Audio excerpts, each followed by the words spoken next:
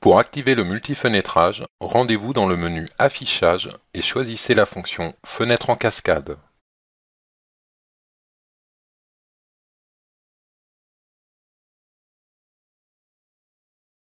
Pour accéder à la bibliothèque des murs, cliquez sur l'icône symbolisée par un mur présent dans l'onglet Construction. Le catalogue de murs est désormais accessible sur la partie droite de l'écran. Sélectionnez un mur, puis dans votre espace de conception, cliquez tout simplement des points pour esquisser la forme générale de votre projet. À noter, vous pouvez à tout moment vous rapprocher de votre dessin à l'aide de la molette de la souris. Lorsque vous avez cliqué le dernier point de votre contour, faites un clic droit terminé pour quitter la fonction. Vous avez la possibilité d'ajuster les dimensions de votre projet en sélectionnant un mur à déplacer. Cliquez sur l'une des codes dynamiques affichées, inscrivez une distance en centimètres et validez.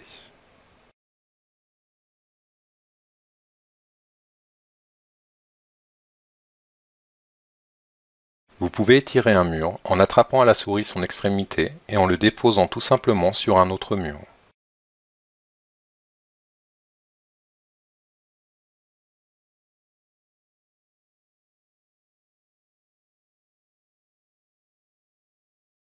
Bien entendu, le logiciel ne vous limite pas à un tracé de vos murs droits. Les outils d'aide au dessin vous permettent d'incrémenter vos déplacements de 15 en 15 degrés, mais aussi sur des angles libres. Pour supprimer des murs, sélectionnez-les tout simplement et faites un clic droit Supprimer ou appuyez sur la touche Supprimer de votre clavier. Pour traiter la distribution de vos pièces, sélectionnez un mur dans votre bibliothèque. Vous y retrouverez différents types de murs préparamétrés comme des cloisons, des murs composés, des murs maçonnés ou des murs à ossature bois par exemple. Cette bibliothèque est entièrement paramétrable. Vous pouvez créer et ajouter de nouveaux éléments en faisant un clic droit Ajouter un nouvel élément ou en modifier en choisissant la fonction Éditer. Pour remplacer des murs déjà dessinés dans votre projet, sélectionnez-les puis, au bout du clic droit de la souris, utilisez la fonction Remplacer. Sélectionnez le mur souhaité dans votre bibliothèque et validez. Vous avez aussi la possibilité de modifier directement un mur en le sélectionnant, puis, dans ses propriétés, en ajustant ses compositions extérieures et intérieures.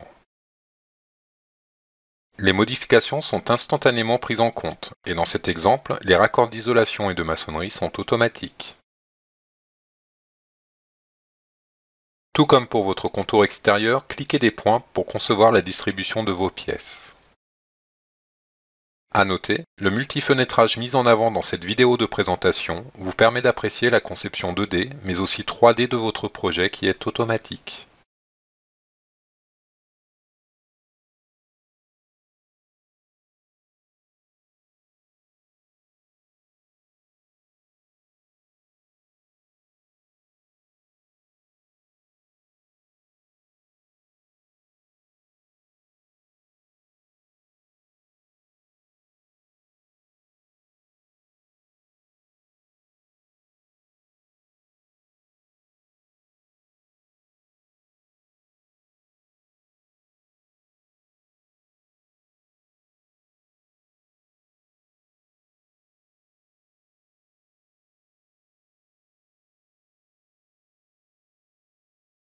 Il vous est aussi possible de jouer sur la longueur d'un mur en le sélectionnant et en indiquant la longueur souhaitée.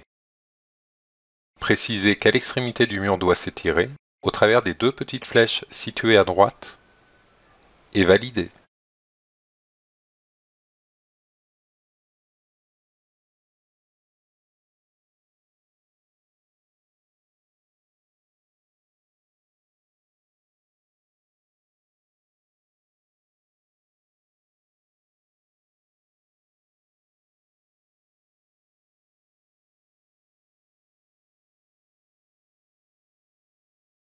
Pour accéder à votre bibliothèque de portes, cliquez sur l'icône symbolisée par une porte présente dans l'onglet Construction. Choisissez ensuite une porte dans votre catalogue, puis glissez votre souris sur l'un de vos murs pour la positionner. Cliquez pour l'insérer et validez sa position. Vous pouvez aussi décider d'insérer votre ouverture directement à l'axe d'un mur. Faites un clic droit Insérer à l'axe du mur, positionnez votre souris sur le mur concerné et cliquez pour l'insérer. Vous trouverez différents types de portes en bibliothèque. Vous pouvez bien entendu enrichir cette bibliothèque en créant vos propres types d'ouvertures.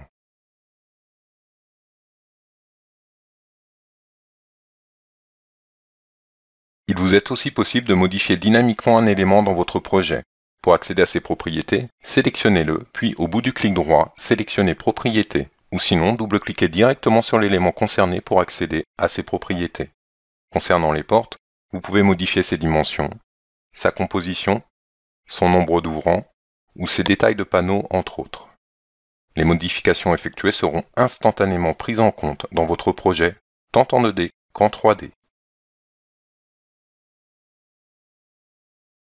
Pour modifier la position d'une porte, sélectionnez-la puis cliquez sur l'une des codes dynamiques affichées pour apporter la distance de décalage souhaitée. Pour les portes, vous disposez au bout du clic droit de la souris de deux fonctionnalités particulières. Miroiter l'ouverture pour changer le côté d'ouverture de votre porte et inverser le sens pour inverser le poussant d'ouverture. À noter, le pourcentage d'ouverture en 2D peut être modifié dans les propriétés des portes pour obtenir un détail graphique précis.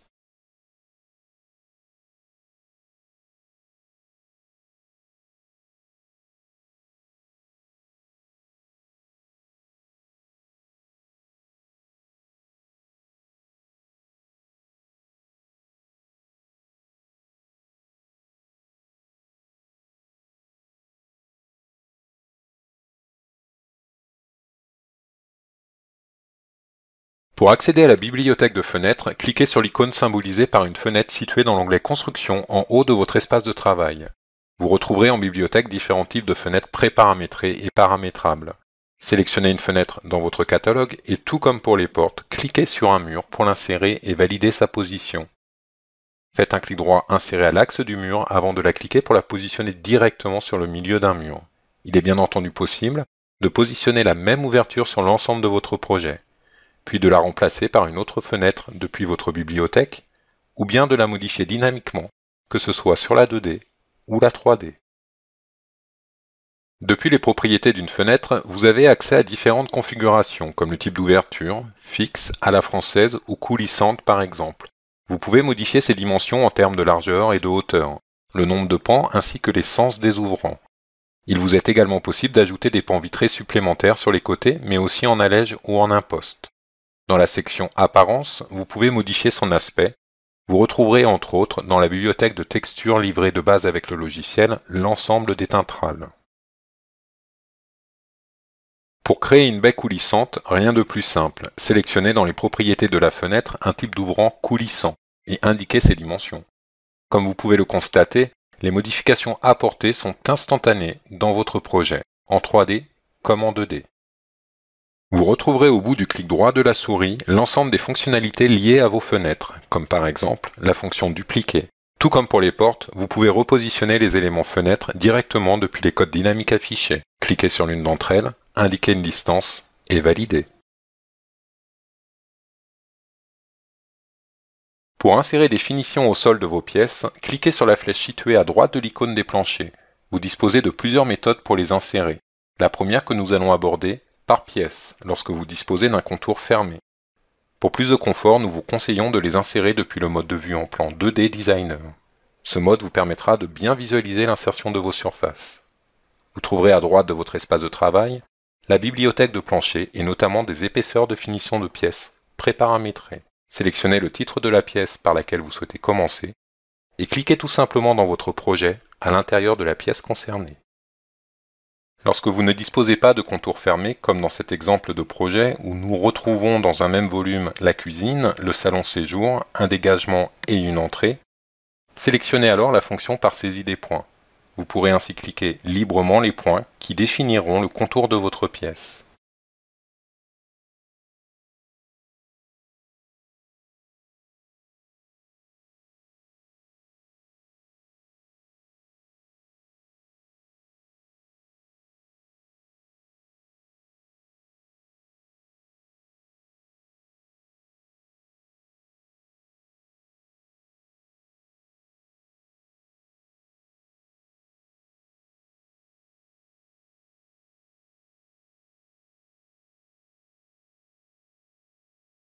La bibliothèque des plafonds suit celle des planchers et est toujours accessible depuis l'onglet Construction en haut à gauche de votre espace de travail.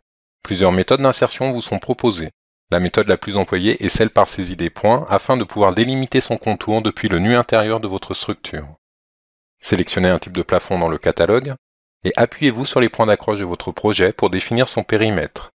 La hauteur sous plafond définie par défaut dans les emplacements du projet est de 2,50 m, mais vous avez la possibilité à tout moment de la modifier en le sélectionnant et au bout du clic droit de la souris en utilisant la fonction élever. Pour créer une ouverture dans votre plafond, sélectionnez-le et toujours au bout du clic droit de la souris, choisissez créer un percement. Cliquez ensuite des points pour définir le contour de votre percement.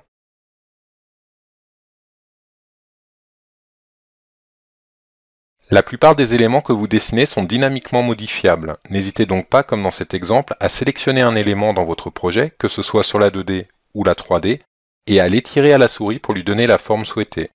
À noter, il vous est également possible de courber les bords d'un plafond, tout comme pour les planchers, mais aussi pour les murs et les toitures. Pour dessiner des fondations et un vide sanitaire sous votre projet, vous pouvez les dessiner manuellement dans l'emplacement fondation en vous appuyant sur les murs du rez-de-chaussée, ou bien en utilisant l'assistant de conception étage fondation que vous retrouverez dans l'onglet construction. À l'étape numéro 1 et pour un vide sanitaire, sélectionnez créer un soubassement avec ses semelles. Cliquez sur suivant pour passer à l'étape numéro 2. Sélectionnez un type de principe constructif, mur-semelle, pour positionner des murs de soubassement et des semelles. Choisissez ensuite un mur de soubassement dans votre catalogue de murs, puis la section des semelles à affecter. À noter, il vous est possible à tout moment de créer un nouvel élément en bibliothèque. Ces éléments seront enregistrés et utilisables par la suite dans n'importe quel projet que vous travaillerez. À l'étape numéro 3, spécifiez une distance de décalage pour positionner votre mur de soubassement par rapport au mur du rez-de-chaussée. Inscrivez 2 cm pour symboliser une goutte d'eau par exemple. Cliquez ensuite sur suivant et terminez. Cet assistant de conception vous permet en quelques clics de positionner un soubassement avec ses semelles sur le périmètre des murs du rez-de-chaussée. Pour les murs de refend, vous pouvez tirer manuellement à la souris les murs et les semelles déjà présentes. Pour la dalle de fondation, sélectionnez la fonction des planchers par périmètre. Choisissez ensuite une dalle dans votre catalogue et cliquez tout simplement à l'intérieur de votre contour. Par défaut, la dalle se positionnera au niveau bas de l'emplacement fondation. Pour l'élever, sélectionnez-la. Puis au bout du clic droit de la souris, choisissez élever. Indiquez une hauteur d'élévation et validez.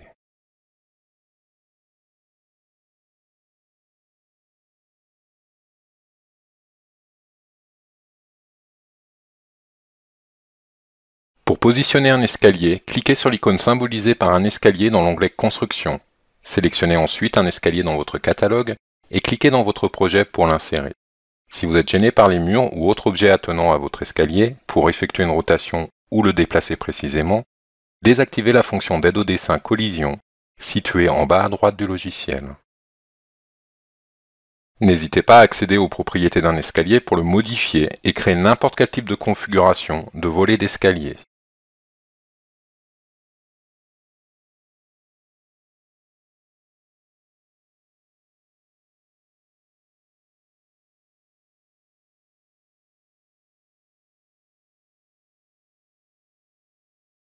Pour monter un étage, nous allons changer de feuille de dessin et nous positionner à l'étage. Les emplacements de votre projet sont préparamétrés, mais bien entendu modifiables. Comme pour le rez-de-chaussée, sélectionnez un type de mur en bibliothèque, puis cliquez des points en vous accrochant sur les axes de la maçonnerie présente au rez-de-chaussée. Lorsque vous avez cliqué le dernier point de votre contour, faites un clic droit terminé pour quitter la fonction. À noter, vous disposez de différents modes d'affichage et notamment celui du mode assuré, accessible au travers des 5 petits cubes au bas de votre espace de modélisation. Pour les cloisons intérieures et d'isolation, sélectionnez-les en bibliothèque et esquissez dans votre projet leur position en vous accrochant sur les murs déjà positionnés. Si vous souhaitez modifier un mur de votre projet, modifiez ses propriétés ou remplacez-le tout simplement par un mur déjà présent en bibliothèque, en utilisant la fonction Remplacer au bout du clic droit de la souris.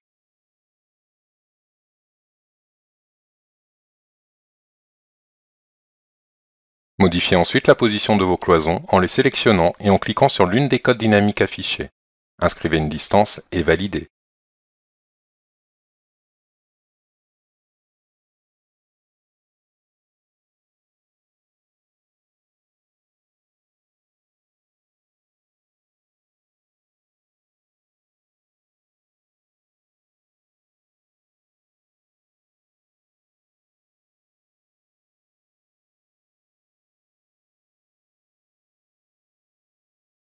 Pour positionner un plancher d'étage, sélectionnez la fonction Plancher par périmètre, puis dans votre catalogue, choisissez une épaisseur de dalle et cliquez ensuite à l'intérieur de l'étage. La dalle sera ainsi automatiquement positionnée par rapport au nu extérieur de l'agglo ou de la brique. Pour créer une trémie dans votre dalle, vous devez dans un premier temps la sélectionner. Si les murs vous gênent pour accéder à votre dalle, vous disposez en bas de votre espace de travail d'un filtre d'affichage et de sélection, symbolisé par un œil avec un entonnoir.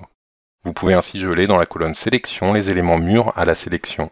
La dalle sera ainsi plus facilement sélectionnable.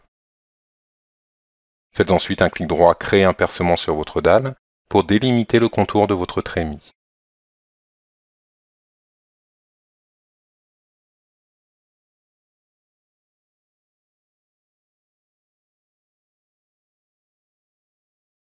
Pour positionner une toiture, rendez-vous sur l'icône symbolisée par une toiture de l'onglet Construction. Choisissez lorsque vous disposez d'un contour de mur fermé la fonction de toit automatique.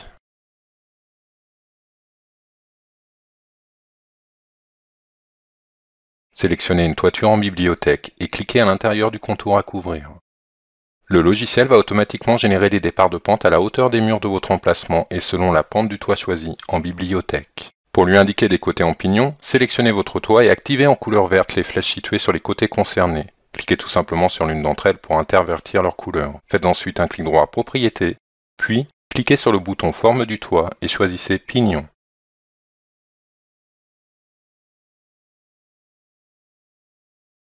Faites de même pour les côtés en égout, pour modifier éventuellement leur hauteur d'appui. Depuis l'onglet Support et détails, inscrivez une hauteur d'appui sur sablière, validez, et les modifications sont instantanément prises en compte sur votre modèle 3D.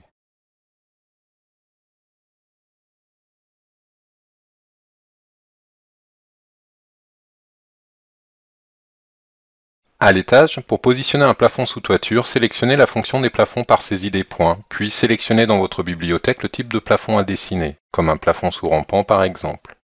Cliquez des points pour définir son périmètre. Lorsque vous avez cliqué le dernier point, faites un clic droit, Terminer pour quitter la fonction des plafonds.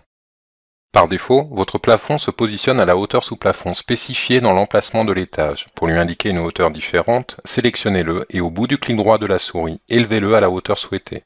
Attention, cette hauteur est celle qui va correspondre à la hauteur d'appui des rampants et non à celle de la partie sous caisson ou de la partie plane. Comme pour les toits, sélectionnez les côtés à passer en pignon. Dans les propriétés du plafond, choisissez pour le type de profil en rive « Couper ». Validez et les modifications sont dynamiquement prises en compte. Pour gérer la hauteur du caisson, sélectionnez les côtés du plafond en bas de pente. Inscrivez ensuite pour la valeur B, caisson hauteur, la hauteur qui se situe entre la hauteur d'appui de départ de votre plafond et celle d'arrivée du caisson.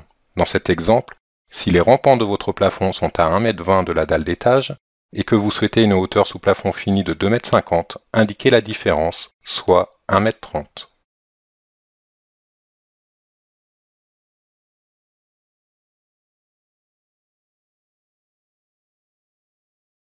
Dans les cas de toit terrasse avec acrotère, nous vous conseillons de les dessiner dans un emplacement différent.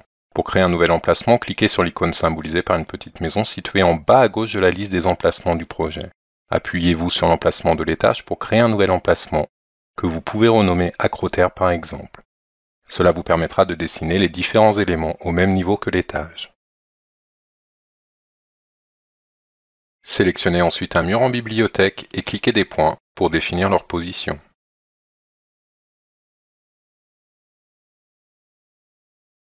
Pour les modifier dans leur ensemble, sélectionnez-en un et faites un clic droit Sélectionner tous similaires. Puis, dans les propriétés, vous avez la possibilité de forcer chaque côté de vos murs en mur extérieur. Cela permettra au logiciel d'appliquer sur l'ensemble des faces du mur une composition extérieure. Étirez-les ensuite à la souris pour les positionner précisément. N'hésitez pas à vous accrocher sur des points d'alignement présents sur les murs du rez-de-chaussée.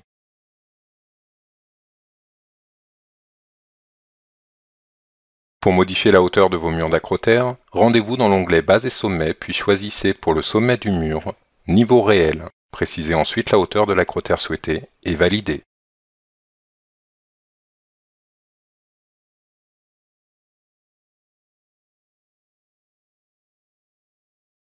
Pour la dalle du toit terrasse, utilisez la fonction des planchers par saisie des points. Sélectionnez la dalle adéquate dans votre catalogue, puis cliquez des points pour définir son contour.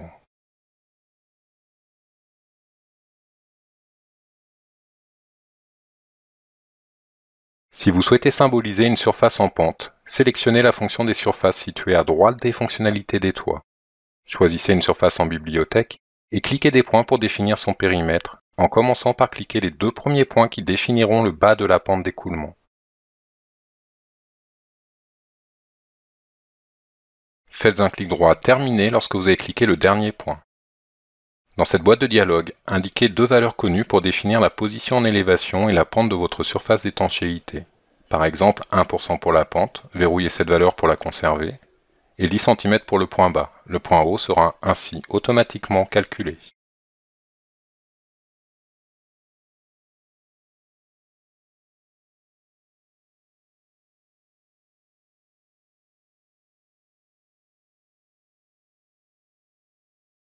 Vous retrouverez la bibliothèque des poteaux en cliquant sur l'icône symbolisée par un poteau en haut de votre espace de travail. Sélectionnez un poteau en bibliothèque et cliquez-le dans votre espace de modélisation pour l'insérer. Faites un clic droit déplacé pour le déplacer précisément d'un point sur un autre point de votre projet. Les poutres et autres éléments horizontaux sont accessibles depuis la bibliothèque des membres, symbolisée par une poutre en I. Sélectionnez-en une en bibliothèque et cliquez des points pour définir sa position et sa longueur. Pour la rallonger ou la raccourcir, tirez simplement sur l'une de ses extrémités et relâchez la souris jusqu'à sa position finale. À noter, les poutres se positionnent au sol de l'emplacement dans lequel vous travaillez. Pour les élever, rien de plus simple. Sélectionnez au bout de votre élément la fonction Élever. Indiquez une hauteur et validez.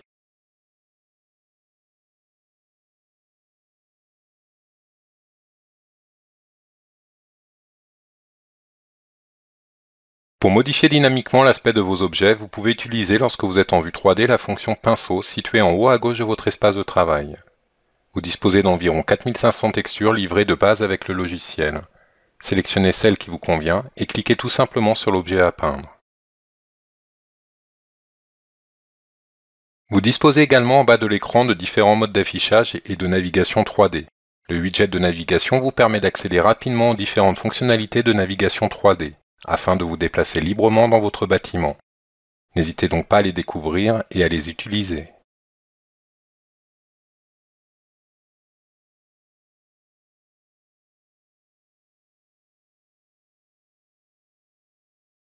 Si vous souhaitez réaliser un mur en pente, sélectionnez-le et au travers de ses propriétés, dans l'onglet Base et Sommet, sélectionnez pour son comportement en partie haute, pente.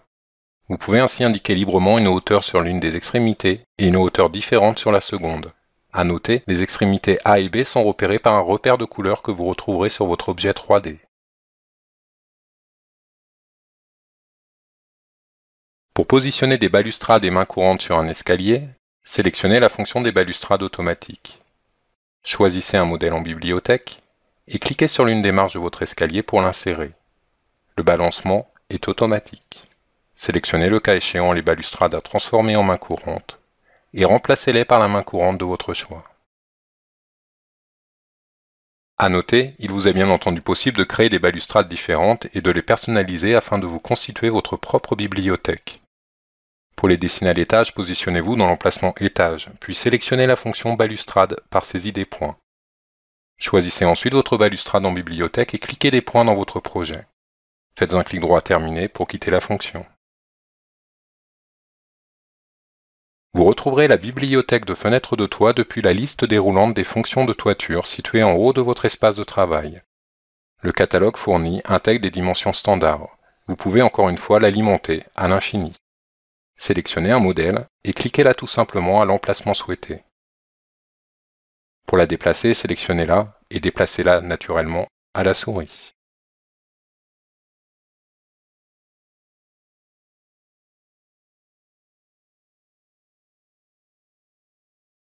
Pour augmenter l'aspect extérieur de votre projet, il vous est possible de travailler en détail votre bâtiment, comme en insérant des couvertines sur les murs acrotères. Vous retrouverez dans la bibliothèque de membres différents profils que vous pouvez modifier et compléter. Vous pouvez par exemple vous appuyer sur une fêtière pour créer rapidement une couvertine. Dessinez-la dans votre projet. Et comme pour les poutres, élevez-la à la hauteur souhaitée pour qu'elle repose sur vos murs d'acrotère.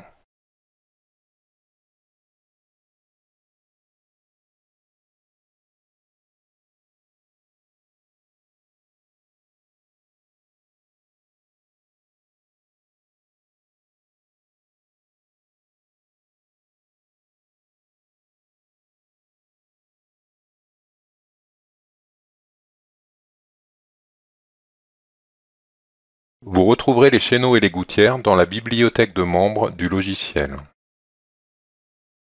Pour dessiner des chéneaux, positionnez-vous dans l'emplacement où est présente la toiture. Sélectionnez la fonction des membres par saisie des points. Choisissez en bibliothèque le profil de gouttière qui vous convient. Et appuyez-vous sur vos égouts pour les tracer.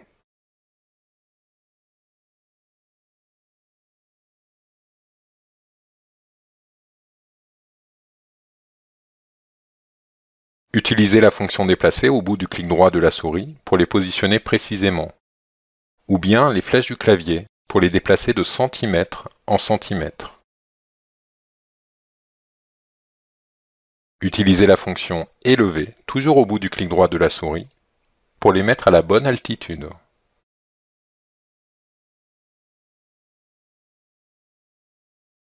Procédez de la même manière pour positionner votre chéneau sur l'autre élévation du bâtiment, ou bien lorsque vous disposez d'un axe de symétrie, et notamment dans cet exemple du faîtage, utilisez la fonction miroir au bout du clic droit de la souris.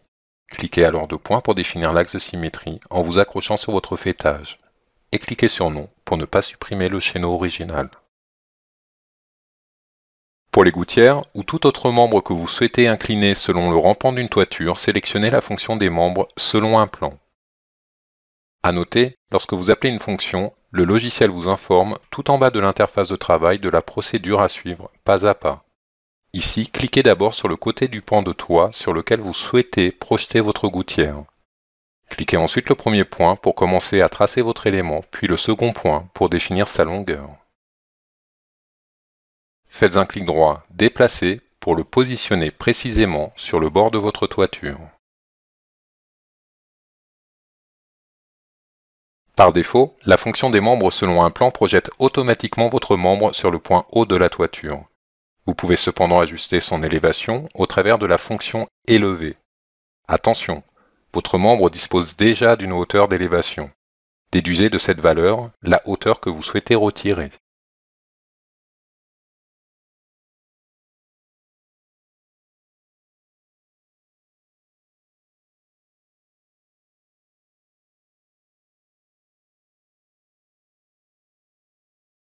Vous retrouverez les éléments cheminée ou sortie de toit dans la bibliothèque des équipements de chauffage située dans l'onglet Intérieur. La bibliothèque fournie avec le logiciel contient de base des sorties de toit préparamétrées au standard français. Sélectionnez une sortie de toit dans votre catalogue et cliquez-la dans votre projet pour l'insérer. Déplacez-la à la souris pour la repositionner et au bout du clic droit, choisissez Élever pour lui indiquer une hauteur d'élévation. Pour effectuer une rotation de votre sortie de toit, sélectionnez-la puis attrapez à la souris le triangle bleu pour tourner votre élément.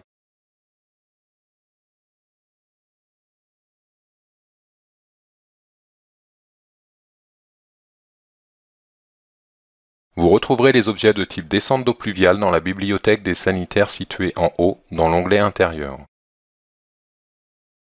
Vous y retrouverez des descentes de P déjà préparamétrées et paramétrables au travers d'un module de configuration dédié. Sélectionnez le type de descente d'eau pluviale souhaité et cliquez-la dans votre projet pour l'insérer.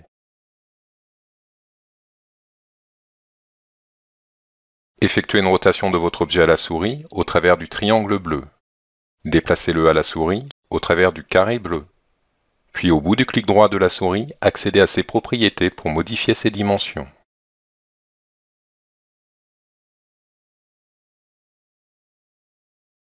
Par défaut, les descentes d'eau pluviale se positionnent depuis le niveau 0 de l'emplacement dans lequel vous les dessinez. Vous pouvez cependant l'élever sur une hauteur négative. Faites un clic droit Élever et inscrivez la hauteur d'élévation souhaitée. Faites ensuite un clic droit Propriétés pour modifier la hauteur totale de votre descente d'eau pluviale.